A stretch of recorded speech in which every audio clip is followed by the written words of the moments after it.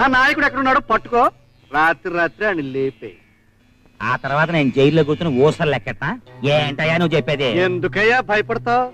ఆ నాయకుడు చావుకు ముహూర్తం పెట్టి అవసరం అయితే 4 రోడ్ల మధ్య ఆడు చావు నాడుతూ చెప్పి మరీ చంపు. ఆ తర్వాత ఏం చేయాలో నేను చూసుకుంటా.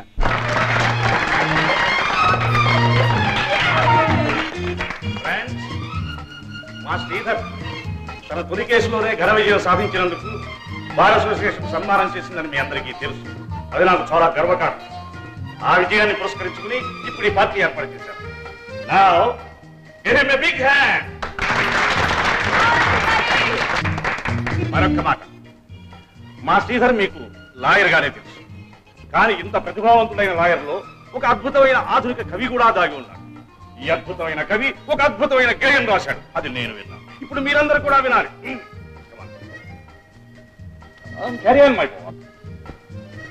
పేదలు పేదలు పేదలు, ఇటు చూసిన అటు చూసిన ఎటు చూసిన పేదలు. దేశమాత వదనంలో మాయని మత్సలు, సంఘానికి పట్టిన దీర్ఘ వ్యాధ, ఎన్నటికీ చిగురించని మోడులు మూడులు, కలిగిన వారల కలకల చూచి కడుపు పండి ఏడ్చే ఏడ్పులు, పెరగలేని తమ బలహీనతను పరుల దోపిడిగా అరిచే అరుపులు, ప్రజాస్వామ్య పరిరక్షణకిచ్చిన ఓటును నోటుకు అమ్మే దరిద్రులు.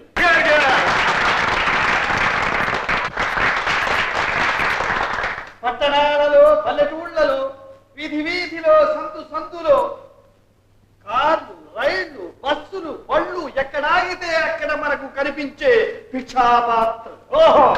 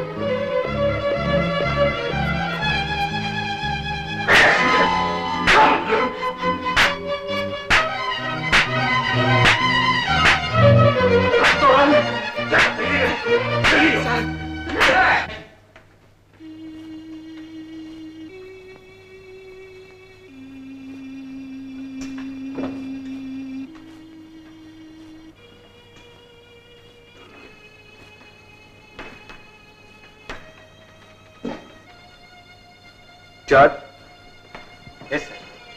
మన డ్రైవర్ పేరు ఏమిటి? చిరంజీవి సార్. అతని అడ్రస్ ఎక్కడో తెలుసా? తెలుసు.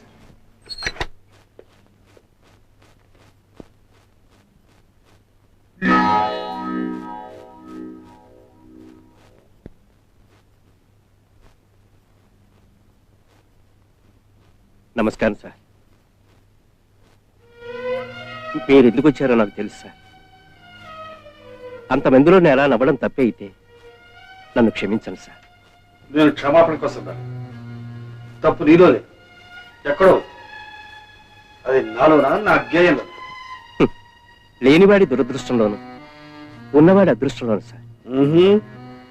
నేను ఉన్నవాడి నన్ను అహంకారంతో రాలేదు, నిజం తెలుసుకోవడానికి వచ్చాను. నిర్భయంగా చెప్పు. పేదవాళ్ళు ఎప్పుడూ పేదవాళ్ళుగానే ఉంటారు, వాళ్ళు ఎదగరు పెరగరు అని మీరు అన్నారు.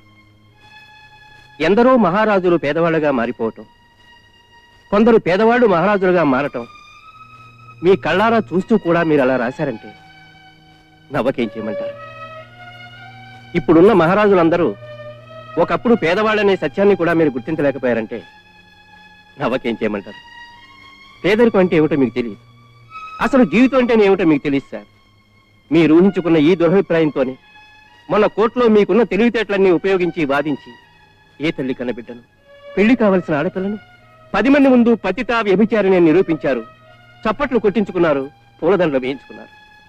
కానీ ఆ అమ్మాయి భవిష్యత్తు ఏమైపోతుందో ఒక్కసారి ఆలోచించారా? ఆ అమ్మాయి అలాంటిది కాదని మీకు తెలిసిన రోజున నాశనం అయిపోయిన ఆమె జీవితాన్ని మీరు బాగు చేయగలరా?